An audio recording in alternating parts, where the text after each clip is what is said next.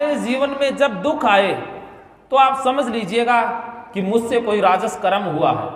राजस का मतलब फल की इच्छा से, जिस कर्म के पीछे हमारी आकांक्षा होती है, कामना होती है, आसक्ति होती है, वो कर्म राशि कर्म है और राशि कर्म का परिणाम दुख है और सत्व गुण का परिणाम शांति सुख है, क्योंकि उसमें फल की इच्छा ही नहीं होती।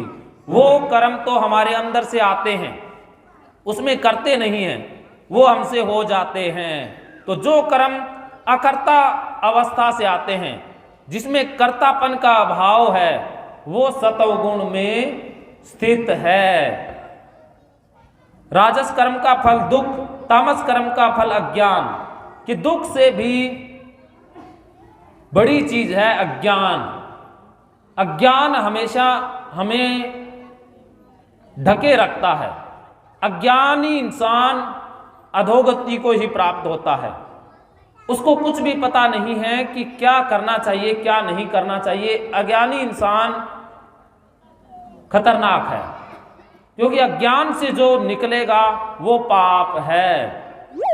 जैसे कृष्ण कुछ भी करें वो पुण्य है, क्योंकि ज्ञानी है। ज्ञानी जो करेगा वो प्रसाद है, और अज्ञानी भला भी करेगा तो भी पाप होगा। तो ये भगवान श्री बता रहे हैं। श्रेष्ठ कर्म तो सात्विक अर्थात सुख, ज्ञान और वैराग्य निर्मल फल कहा है। राजस कर्म का फल दुख, तामस कर्म का फल अज्ञान कहा है। सत्व गुण से ज्ञान उत्पन्न होता है, रजोगुण से निसंदेह लोभ, तमोगुण से प्रमाद और मोह उत्पन्न होते हैं और अज्ञान उत्पन्न होता है।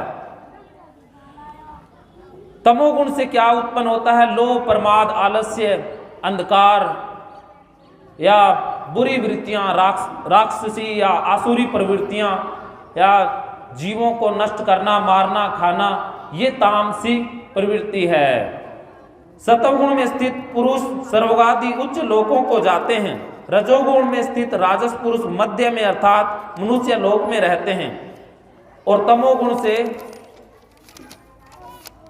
कार्य रूप निद्रा, प्रमाद, आलस्य आदि स्थिति, तामस पुरुष अधोगति अर्थात कीट, पशु आदि नीच योनियों तथा नरकों को प्राप्त होते हैं। अब इसे हम अपने साथ जोड़ के समझते हैं कि हमारे अंदर ही सतोगुण है। जब हम कुछ ऐसा करते हैं जिससे हमें शांति मिलती है, सुख मिलता है, हमें अंदर से भराव महसूस होता है, अंदर से खुशी आती है, तो उस समय हमें समझ लेना चाहिए कि अभी हमारे अंदर सत्व गुण की प्रधानता आ गई है। और जब जब हमारे अंदर फल की आकांक्षा, इच्छा, कामना, लालच, लोभ जागता है, तो उस समय समझ लेना चाहिए कि मेरे अंदर रजोगुण हावी हो गया है। और जब आलस्य छाए, प्रमाद छाए, दूसरों को मारना, बदले लेना, मन में दूसरे के प्रति द्वेष आए, नफरत आए, अहंकार आए, तो समझ लेना चाहिए कि मेरे अंदर अब तमोगुण हावी हो गया है। तो ये अवस्थाएं हमें इसी जन्म में मिल जाती हैं, मरने के बाद तो मिलनी है, लेकिन इस जन्म में भी हम नरक स्वर्ग का अनुभव कर लेते हैं। तो जब हम दुख, चिंता, परेशानी, उदासी में जीते हैं, उस समय हम नरक में ही होते हैं। ये ही नरक है। जीवन में उदासी, अकेलापन, बुरी भावनाएं मन में हैं, बाहर नहीं है नरक, मन के अंदर ही है, और स्वर्ग भी हमारे मन के अंदर है। तो ये सारी हमारी मन की ही अवस्थाएं हैं, हमारे ही प्रकार है।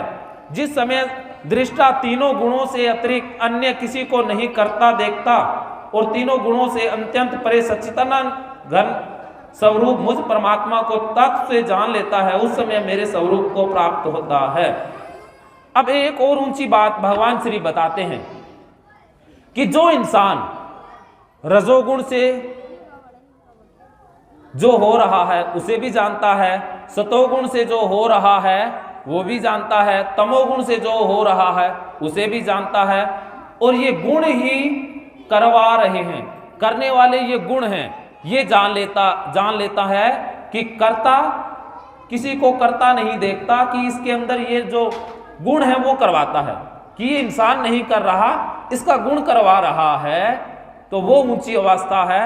वो इंसान सच्चिदानंद घन मुझ परमात्मा को जान लेता है। तो ये ज्ञान की अवस्था परमात्मा को जानने की अवस्था है, जो तीनों गुणों को ही जान लेता है। कितनी ऊंची बात भगवान श्री द्वारा कही गई है।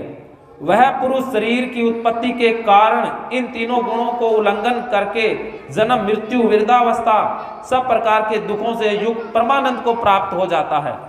ऐसा इंसान अब ना कहीं जाएगा ना कहीं आएगा, मुक्त हो गया, मोक्ष को प्राप्त हो गया। अब उसके लिए आना जाना शेष नहीं रहा, अर्थात अब उसके जीवन में सुख दुख लालच ये नहीं आते। अब सब कुछ ठहर गया है, जिसे हमने कल भी समझा था। अर्जुन बोले, अब एक और सवाल अर्जुन का आता है